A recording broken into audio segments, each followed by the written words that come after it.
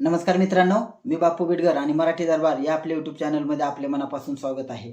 तर बघा, मुख्यमंत्री माझी लाडकी बहीण योजनेअंतर्गत आता पडताळणीचं काम चालू आहे. अंगणवाडी सेविकांकडे हे काम दिलेलं आहे. त्याच्यामुळे बघा, आता ही पडताळणी म्हणजे नेमकं काय होणार आहे? तर बघा, याच्यामध्ये एखाद्या कुटुंबामध्ये जर विवाहित 2 महिला लाभ घेत असतील आणि अविवाहित 2 महिला लाभ घेत असतील, तर त्या दोन्हीतलं कुठलंही एका महिलेचा लाभ हा बंद होणार आहे. तसेच बघा, आपण पहिलं पण पाहिलं तर याच्यामध्ये बऱ्याच प्रमाणात योजनेची घाई केल्यामुळे याच्यामध्ये बरेच फ्रॉड झालेले आपल्याला दिसत आहेत. आता याच्यामध्ये बघा, काहींनी महिलांच्या नावे सुद्धा फॉर्म भरले होते. अशा पुरुषांचे देखील याच्यामध्ये पडताळणीमध्ये दिसून आलेलं आहे. त्यानंतर बघा, याच्यामध्ये काय झालेलं आहे, तर एखाद्या 2.5 लाखाची त्यांनी उत्पन्नाची अट केलेली होती किंवा कोणी इन्कम टॅक्स भरत असेल तर अशा कुटुंबाला या योजनेचा लाभ भेटत नव्हता.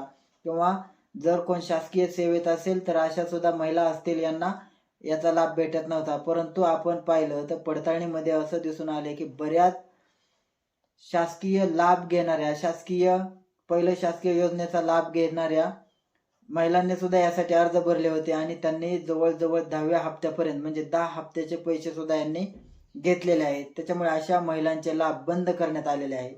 त्यानंतर बघा, अशा वेगवेगळ्या स्तरावर ज्यावेळेस पडताळणी होत आहे, आता अजून पडताळणी होणार आहे. तर बघा, याच्यामध्ये जवळजवळ 25 लाखापेक्षा जास्त अर्जांची पडताळणी होणार आहे.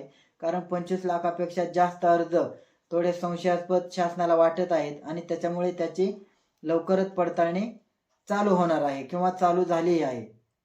तर बघा, आता याच्यातले सर्वचे सर्व 25 लाख हे अर्ज रद्द होणार आहेत का? तर नाही, याच्यामध्ये संशयास्पद आहे. जे अर्ज 25 लाखाचे जे काय पात्र होतील अशा महिलांना लाभ चालू राहणार आहे.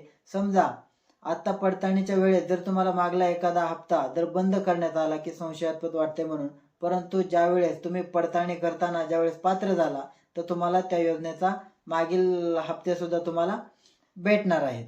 आता बघा, याच्यामध्ये महिला आणि बालविकास मंत्री आदित्यताई तटकरे यांनी असं स्पष्ट केलंय की जर अशा प्रकारे चुकीच्या पद्धतीने म्हणजे शासनाने जे नियम आणि अटी घालून दिलेले आहेत आणि त्या नियमाचं अटींचं उल्लंघन करून जर कोणी अर्ज भरलेला असेल तर अशा प्रत्येक महिलेचे अर्ज बाद होणार आहेत. अशा महिलांना या योजनेपासून मुकावे लागणार आहे. आता बघा, त्याच्यामुळे ज्या महिला अशा चुकीच्या पद्धतीने लाभ घेत आहेत त्यांचा लाभ बंद होणार आहे. आता याच्यामध्ये बघा, त्यांनी पोर्टलला eKYCचं एक बटन सुद्धा दिलेलं आहे. eKYC पोर्टलला त्यांनी करायची असं सुद्धा सांगितलेलं आहे. परंतु बघा, ही जी eKYC आहे तर ही eKYC प्रत्येकाचीच होणार आहे का? तर नाही. eKYC म्हणजे तुमचा जो आधार आहे ते आधार फक्त ऑथेंटिफिकेशन होणार आहे की ती व्यक्ती तुम्हीच आहात, हे फक्त याचे पडताळणी होणार आहे. आता eKYC माध्यमातून तुम्ही प्रत्येक घरापर्यंत जाऊ शकता का? तर नाही. eKYC हे फक्त ती व्यक्तीची ओळख पटवण्यासाठी आहे.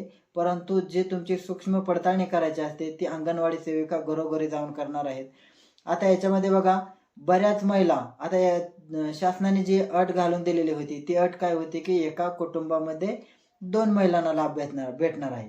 आता कधी कधी काय होते की एखाद्या कुटुंबामध्ये 2 विवाहित महिला सुद्धा लाभ घेत आहेत, म्हणजे सासू आणि त्यांच्या दोन्ही सुना असा लाभ घेत आहेत. आता याच्यातल्या एका सुनेचा अर्ज कुठलाही बाद होईल. आता तो बाद करण्याची प्रक्रिया नेमकं कशी असणार, नेमकं कोणी हक्क सोडायचं, तर हे सुद्धा मोठे गोंधळाची परिस्थिती आहे. त्याच्यामुळे असो शासनाने शेवटी पडताळणी चालू केलेली आहे. आता याच्यामधून अजून पेच निर्माण होतोय की समजा एखाद्या घरामध्ये अविवाहित महिला असतील आणि अविवाहित महिलांनी लाभ घेतला, परंतु लग्न झाल्यानंतर त्या ज्या सासरी जातात तिथं जर सासू आणि जर तिथं जर त्यांच्या सुना 2-3 असेल तर त्या कुटुंबामध्ये एक सासू आणि 3 सुना असा त्यांचा परिवार झाला, म्हणजे महिला लाभ घेणाऱ्या झाल्या. परंतु आता त्याच्यामध्ये नेमके कट कोणाचं करायचं, तर हे सुद्धा मोठा पेच निर्माण होणार आहे. त्याच्यामुळे बघा, एक शासनापुढे मोठा पेच निर्माण झालेला आहे की नेमकं कोणाचा अर्ज बाद करायचा. त्याच्यामुळे अंगणवाडी सेविकांनी सुद्धा सुरुवातीला विरोध केला होता, परंतु आता अंगणवाडी सेविकांकडे हे काम दिलेलं आहे आणि त्यांनी गावातल्या घरोघरी जाऊन याची पडताळणी करायची आहे. आता याविषयी जर अजून काय अपडेट आली तर ते आम्ही तुमच्यापर्यंत नक्की पोहोचवण्याचा प्रयत्न करू. आमच्या व्हॉट्सअपचा एक ग्रुप आहे, तुम्हाला जर व्हॉट्सअपच्या ग्रुपला जाऊन आम्हाला जॉईन व्हायचं असेल तर डिस्क्रिप्शनमध्ये तुम्हाला लिंक दिलेली आहे, त्या लिंकवर जाऊन तुम्ही आमच्या व्हॉट्सअप ग्रुपला जॉईन करू शकता. धन्यवाद.